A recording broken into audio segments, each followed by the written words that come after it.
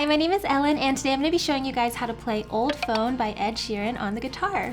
Now this is one of those super beginner-friendly songs that you can play with just 4 chords and 1 strumming pattern, so with that being said, let's go ahead and get into the tutorial. Alright guys, so you only need to know 4 different chord shapes to play through this entire song. Remember, our capo is here on the 3rd fret to be in the same key as the original song. The first chord is our G major.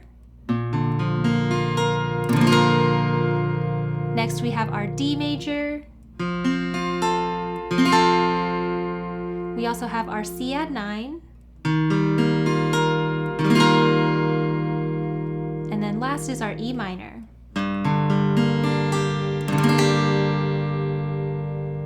And now one way that I like to play it, I also have a 5th optional chord for you, which is our D suspended 4. And I'll show you how you can use that later in the tutorial, but if you don't want to learn this chord, you can just use a regular D whenever I mention D suspended 4. But those are the only chords you need to know to play through this song. Alright, so once you have those chords memorized and you're pretty comfortable with transitioning between them, then we can go ahead and add some strumming to pull this song together. So the strumming that I would suggest for this song, as you can see, is just down, down, up, down, up. It's going to be counted in an 8th note rhythm, so it's going to sound like this. We've got 1 and 2 and 3 and 4 and 1 and 2 and 3 and 4 and down, down, up, down, up, down, down, up, down, up. All right, so before we move on, we want to make sure that we can speed this pattern up quite a bit because this song does move pretty fast. So at full tempo, it's going to sound like this. We've got down, down, up, down, up. 1, 2, and 4, and 1, 2, and 4, and. So you want to make sure you can play it about that fast before moving on, but once you can kind of get that strumming motion down, what you'll need to know next is the structure of the song. So depending on whether you're playing the verse or the chorus, we are going to repeat this strumming pattern multiple times. So in the verse, we're going to go from G to D to C add 9, and each of those chords is going to get this strumming pattern 4 times. And then to end the phrase, we're going from G to D, and each of those is going to get this strumming pattern twice. Okay, so the verse is going to sound like this. We've got G, 1, 2, 3, 4, to D, 1, 2, 3, 4, to C add 9, 1, 2, 3, 4, and then here we're going to split it in half for each. So we've got G, 1, 2, to D, 3, 4.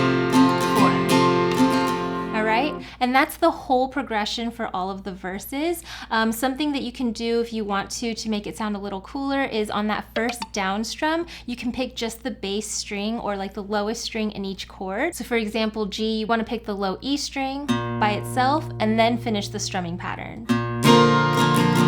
So just something extra you can throw in there if you want to. But that's how all of the verses, the chord order and everything is going to follow. I found my old phone today in a box that I had hidden away. Nostalgia trying to lead me astray. Maybe I'll let right some wrong. Alright, and that's all of the verses. Now when we get to the chorus, the chord order is going to change a little bit there. So for the choruses, we're going from E minor to C add 9 to G to D. And so for all of these chords, we want to play this pattern 4 times for each of them, okay? So we've got E minor, down, down, up, twice, 3, 4, to C add 9, 2, 3, 4, to G, 3, 4, to D.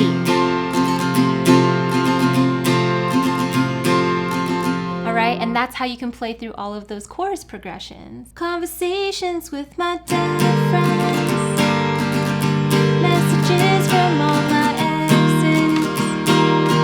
I kinda think that this was best love in the past where it belongs. Alright?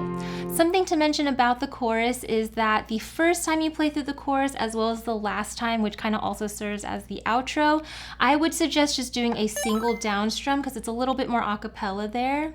Conversations with my dead friends, just a single down strum on each of these chords. Messages from all my exes. I kinda think that this was best left in the past where it belongs. All right, so if you want to pare it down to a single down strum, I think that sounds really good for the first chorus and the last chorus. And then one last thing is we had that optional chord, that D suspended 4. If you want to use that, the best place to use that is the very end of the chorus. We have E minor to C add 9 to G to D.